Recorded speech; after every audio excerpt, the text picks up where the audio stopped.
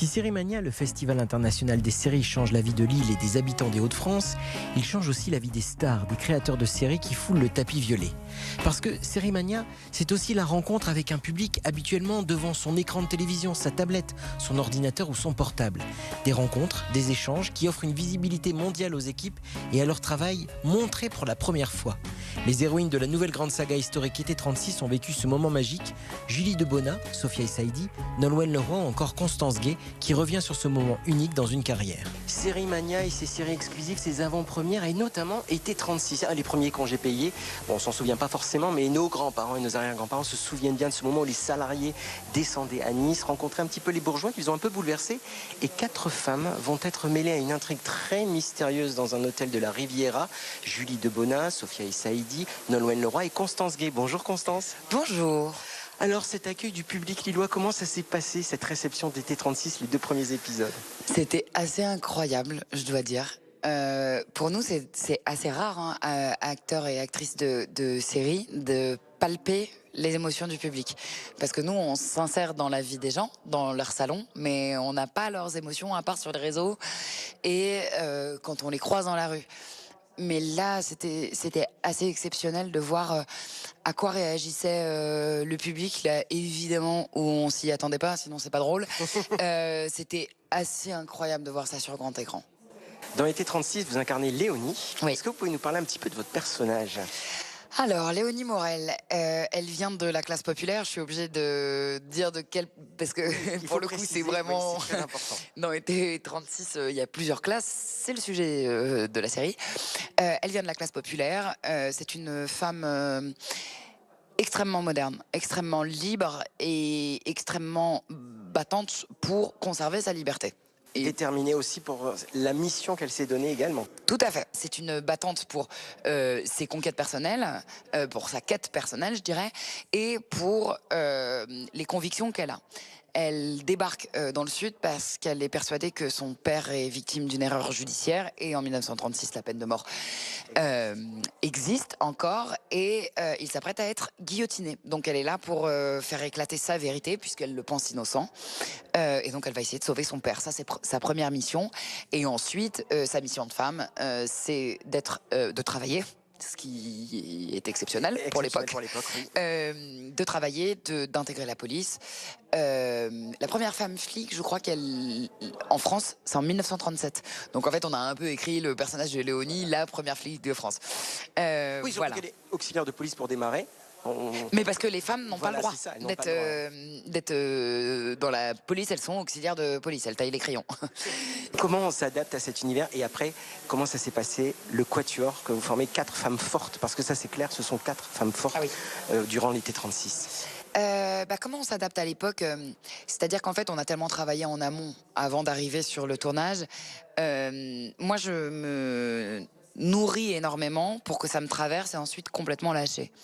Et donc, je me suis énormément renseignée sur l'époque, j'ai regardé des archives, j'ai relu Agatha Christie, je me suis baignée dans cette époque pour qu'ensuite, ça me traverse, lire le scénar et jouer. Les 4 femmes. Les 4 fantastiques. Exactement. Bah oui, il faut le dire. Les 4 fantastiques. Ça nous va très bien. C'est très bien, hein. Les 4 fantastiques, en fait, la rencontre a été fantastique. C'était, comment dire, ça a été un peu un rêve éveillé de jouer avec ces femmes, vraiment. C'est-à-dire que on est toutes extrêmement différentes. Un peu comme les personnages sont que vous incarnez, très les 4. différents. Et on s'est vraiment élevés mutuellement. C'est-à-dire on s'est élevés. Parce qu'on avait un but commun, c'est élever la série et se diriger dans le même... on avait le même but, c'est-à-dire faire la meilleure série possible. Donc, en tant qu'actrice, on s'est adoré, mais en tant que femme, pour le coup, vraiment, je peux le dire, ce ne sont pas que des collègues, ce sont véritablement devenus des amis, des très chers amis. Sur le tapis violet, quand vous vous retrouvez toutes les 4. Ah oui, il y a beaucoup, beaucoup, beaucoup d'amour. Vraiment beaucoup d'amour. Et d'ailleurs, ça se palpe pas, peut-être pas dans la série, en tout cas, je pense que quand même, en fait, c'est présent parce que ça transpire.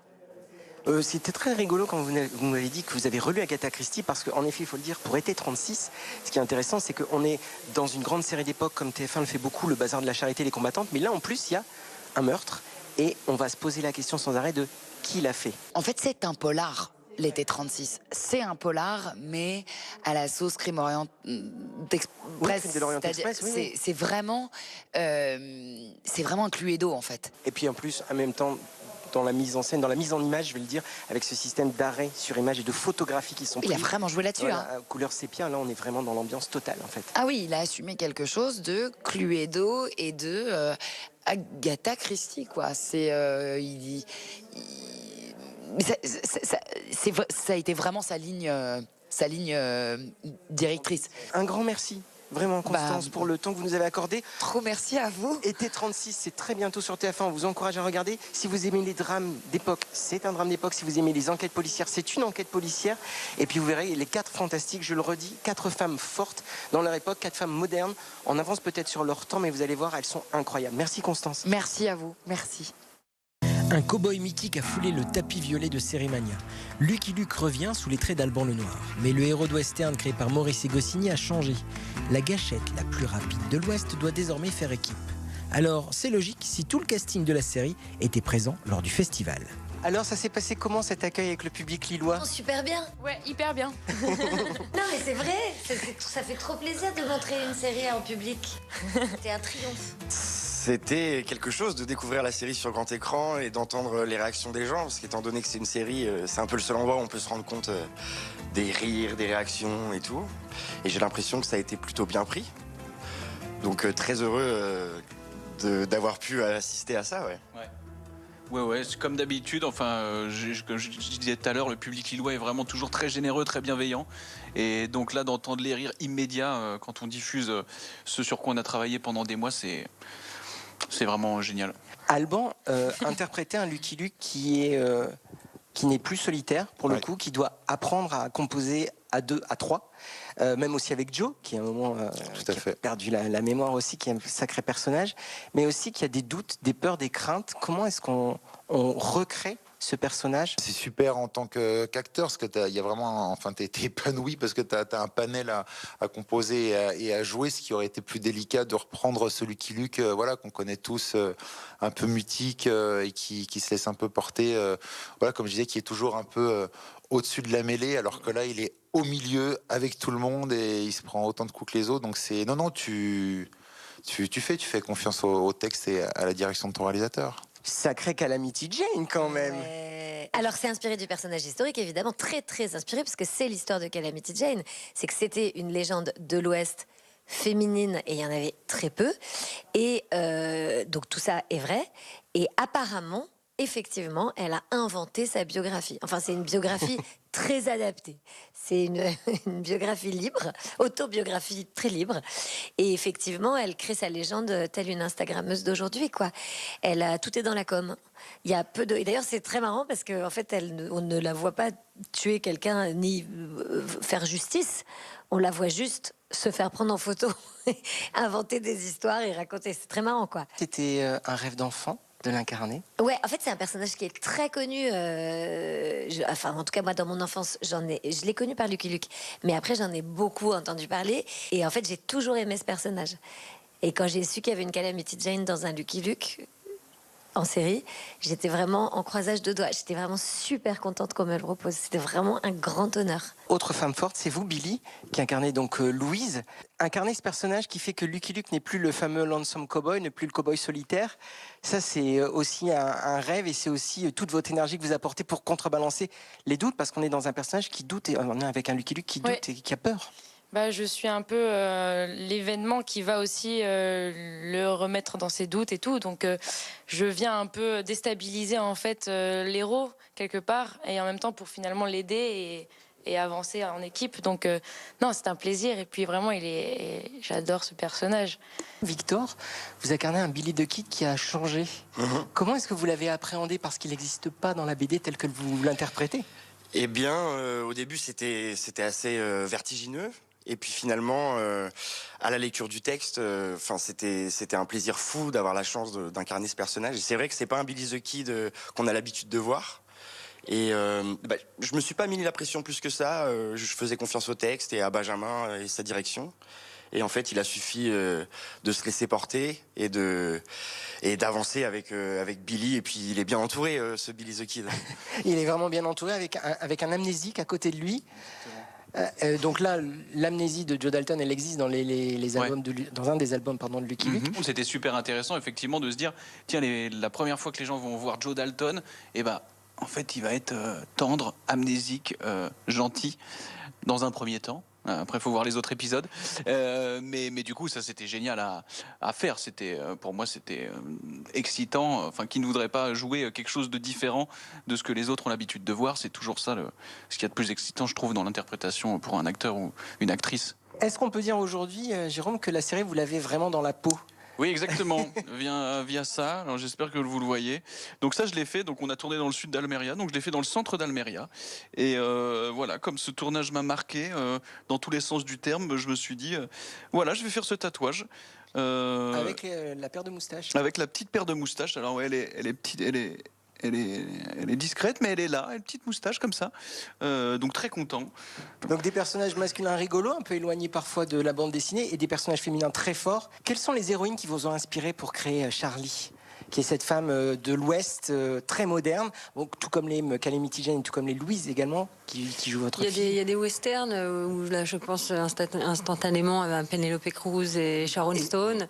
Ouais. Je ne me rappelle plus le titre du film. Penelope Cruz et Salma Hayek, c'était Bandidas et Sharon Mort ou Vif Stone, avec Sharon Stone. voilà. Je me suis pas inspirée. Enfin, si, je me suis inspirée, mais c'est des femmes iconiques. Je me suis laissée porter, honnêtement, par justement le fait que ce personnage n'existait pas, donc par Benjamin, qui n'avait pas forcément le personnage tout de suite en tête, et on l'a vraiment cherché ensemble. La longueur des cheveux, la couleur des cheveux, le costume, le maquillage, c'est-à-dire zéro maquillage.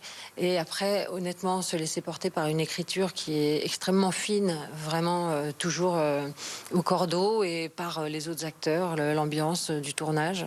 Mais voilà, c'était compliqué, c'était difficile d'imaginer le personnage avant d'être vraiment immergé dans le paysage et les costumes. Vous avez tourné en Espagne, sur les lieux même des westerns de Sergio Leone notamment. Qu'est-ce que ça apporte au Lucky Luke ? Est-ce que déjà ça vous met une pression parce que donc vous inscrivez tous les trois dans un héritage cinématographique fort ? Oui, non, mais c'est surtout que c'est grisant de marcher sur sur le sable qu'ont pu fouler toutes ces stars et ces grands réalisateurs, et ça nous a plus amené une immersion encore plus profonde et générale qu'une pression en fait, où on se disait voilà, on est en costume, la qualité des costumes, de la direction artistique et tout le reste, t'arrives.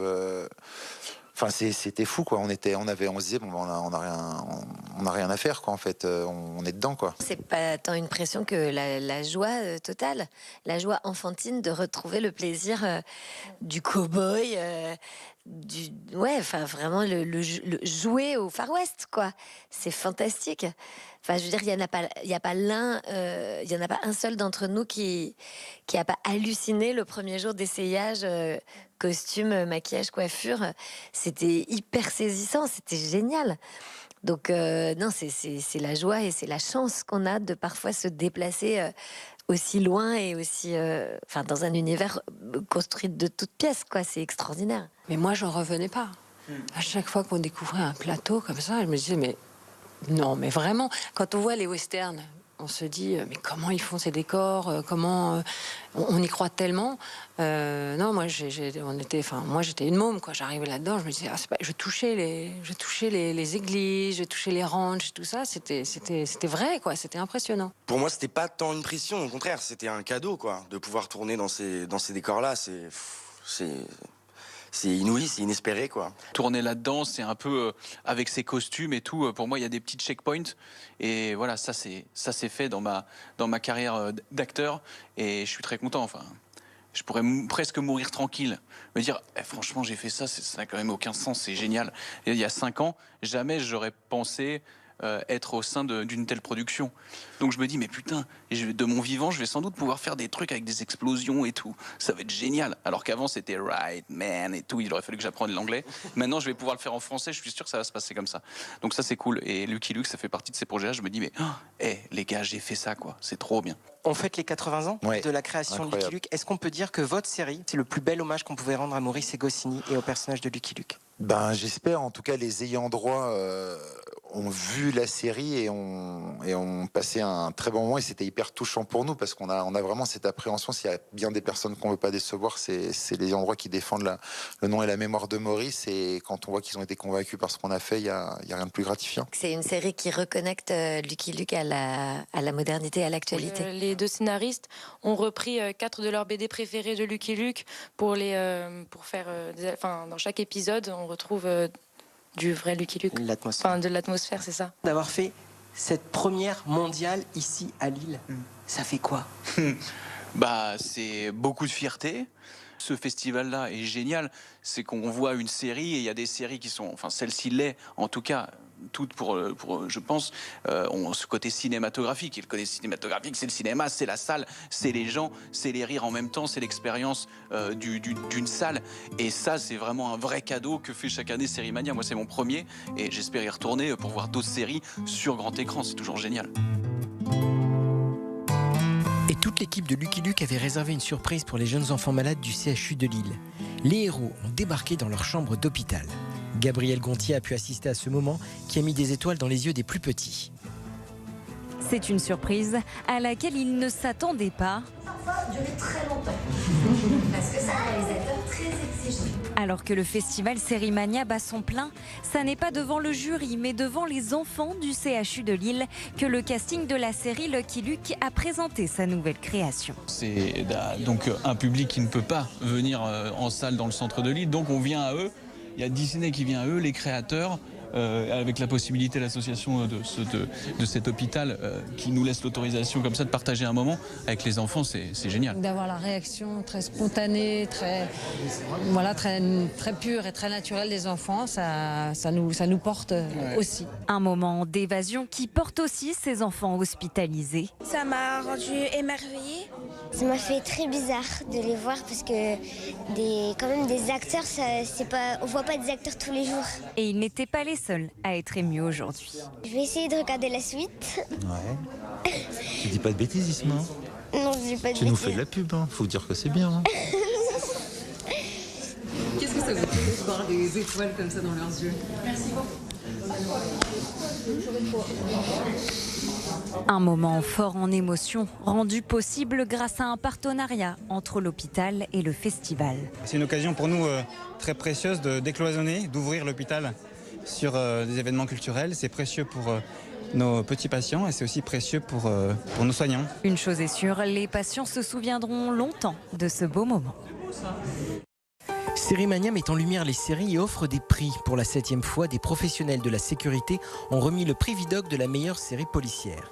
Cette année, c'est la série créée par Gaël Bélan qui... Le prix Vidocq 2026 est attribué cette année à la série Les Disparus de la Gare. Elle met en scène une jeune policière qui enquête sur une mystérieuse série de meurtres aux alentours de la gare de Perpignan, dans le sud de la France.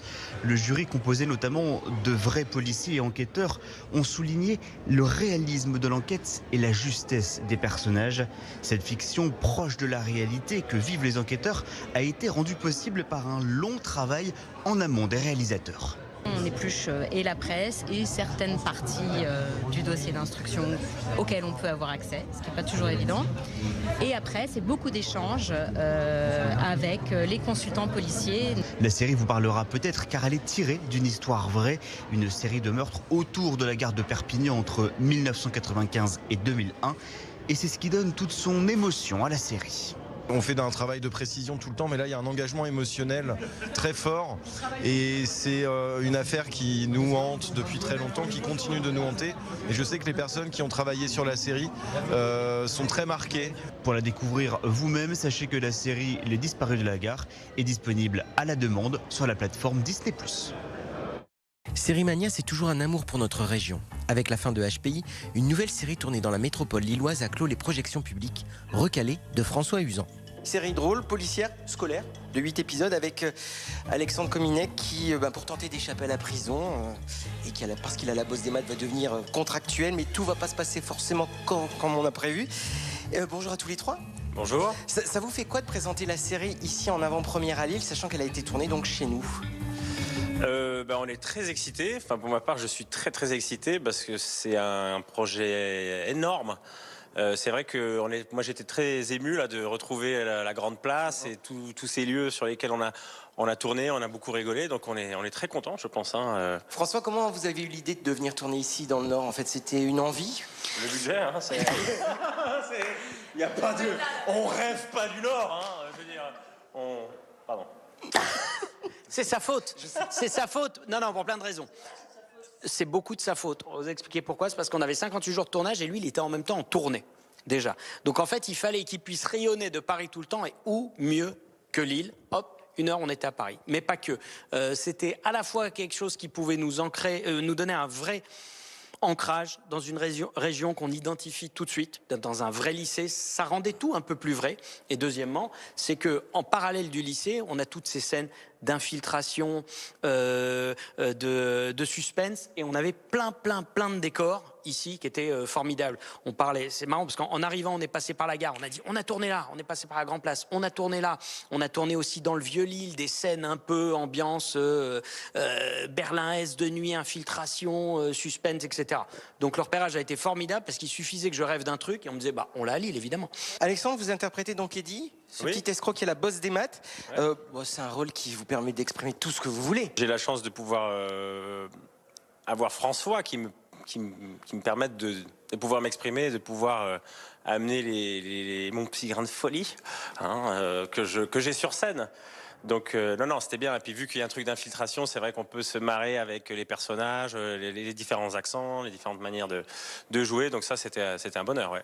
Laurence, ça a été facile de pas éclater de rire à chaque fois, et surtout, est-ce que votre personnage, c'est pas la quête qu'elle mène jusqu'au bout qui vous a permis de construire aussi ce rôle de femme battante jusqu'au bout et elle est hyper déterminée. Elle a la déterre. C'est une femme qui sait ce qu'elle veut, et donc elle tient à Eddie. Donc c'est vrai que c'était un petit peu comme ça aussi sur le plateau où, en fait, finalement, c'est un peu nos caractères aussi. Où toi, tu pars un peu en impro, machin, et en fait, je le ramène, mec, parce qu'il faut vraiment le cadrer et dans la série. Hop. Voilà, tout de suite, t'es recadré parce que t'étais en train de regarder le lustre. Donc hop. Voilà, hop. François, je parlais de chien et chat, ça fait un peu rapport frère et sœur. Quand on regarde votre filmo, il y a les loups-garous, il y a On sourit pour la photo, il y a donc Recalé. Est-ce que c'est pas votre obsession, raconter des histoires de famille? Il y a complètement ça. Et c'est vrai que dans On sourit, il y avait le binôme entre Agnès Hurstel, qui était très sérieuse, et Pablo Poli, qui était un peu chien fou, littéralement chien fou face à un autre chien dans le film. Et il y a un peu de ça.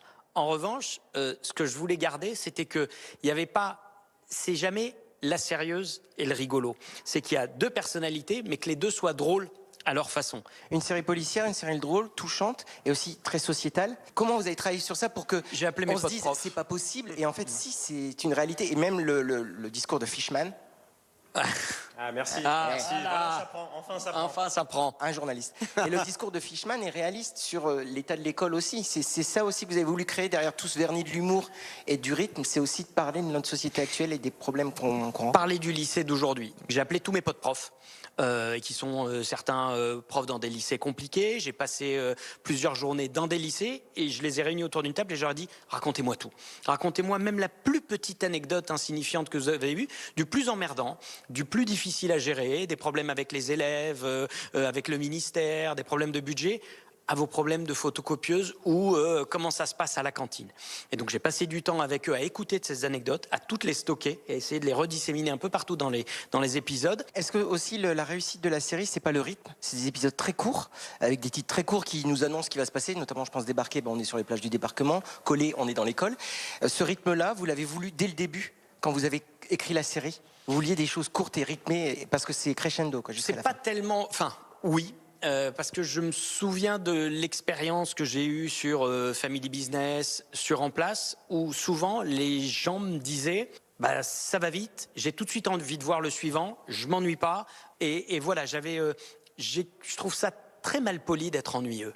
Merci à tous les trois. Merci à vous. pour la série. Merci. Et c'est déjà la fin de cette 8e édition record, comme nous le rappelait Frédéric Lavigne, le directeur artistique du festival. 112 000 participants en tenant à la fois compte de toutes les projections, les conférences, les masterclass, mais aussi toutes les séances scolaires et puis surtout tout ce qui se passe au Village Festival, puisque l'exposition Même pas peur a vraiment battu des records de fréquentation. Est-ce que vous connaissez déjà les dates de la prochaine édition? Ça sera du 19 au 26 mars. Pour conclure, les stars reviennent sur le tapis violet pour recevoir des prix, en remettre et toujours déclarer leur amour au public lillois qui leur a réservé des accueils de folie. Moi j'adore Lille en particulier parce que mes parents habitent là. Donc c'est toujours très émouvant de venir ici. J'adore ce festival. Et puis oui, bien sûr que le public, et notamment quand c'est une avant-première mondiale, c'est encore plus génial quoi. Parce qu'on a toutes les réactions. Vous avez une ambiance magnifique dans ce festival. Les gens, ils applaudissaient pendant la lecture. Je trouve que c'est convivial. Ça me fait très plaisir parce que j'adore Lille. C'est tellement chaleureux. Et puis c'est formidable de voir que les gens me posent café. Et voilà, j'étais dans le cœur des gens malgré les décennies qui ont passé. Et c'est formidable. Franchement, c'est formidable. Ça fait chaud au cœur. Série Mania, 8e édition, c'est donc terminé. Et bien entendu, comme à chaque festival, il y a des prix qui sont remis. Alors, le prix du public a été attribué à la série australienne Dustfall. Au niveau de la compétition internationale, c'est la série polonaise Proud qui a été acclamée lorsqu'elle a été présentée, qui a reçu le grand prix. Et puis pour la compétition française, c'est la série Grandiose. Enfin, il faut savoir que dans la compétition Panorama International, la meilleure série c'était pour Small Prophets. Et puis surtout cette année, les étudiants ont remis un prix du jury pour une série polonaise également, Variola Vera. Alors ces prix vont certainement changer la vie des actrices, des acteurs, des réalisateurs qui étaient venus présenter ici en première mondiale leur travail et leurs fruits de toute une vie.